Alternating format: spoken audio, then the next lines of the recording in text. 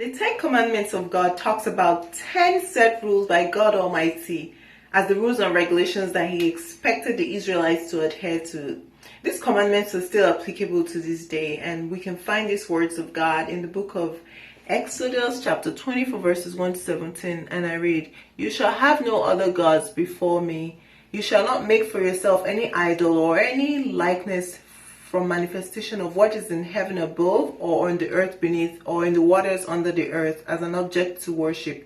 You shall not worship them nor serve them, for I, the Lord your God, am a jealous, impassionate God, demanding what is rightfully and uniquely mine, visiting, avenging the iniquity, sin, and guilt of the fathers on the children, that is, calling the children to account for the sins of their fathers, to the third and fourth generations of those who hate me, but showing graciousness and steadfast love, kindness to thousands of generations of those who love me and keep my commandments. You shall not take the name of the Lord your God in vain, that is, irreverently, in false affirmations, or in ways that impugn the character of God. For the Lord will not hold guiltless, nor leave unpunished the one who takes his name in vain, disregarding its reverence and its power. Remember the Sabbath, seventh day, to keep it holy, set apart, dedicated to God.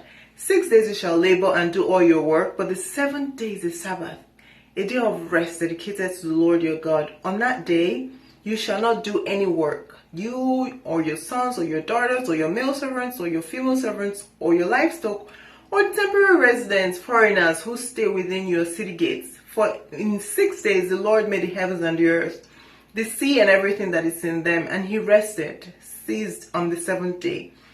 That is why the Lord blessed the Sabbath day and made it holy, that is, set it apart for his purposes.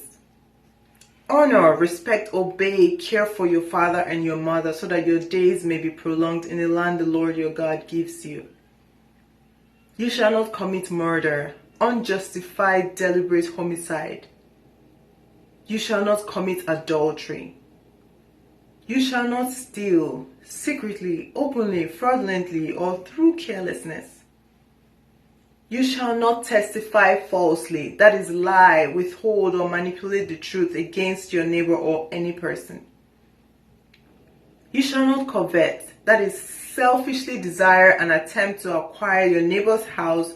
You shall not covet your neighbor's wife, or his male servant, or his female servant, or his ox, or his donkey, or anything that belongs to your neighbor.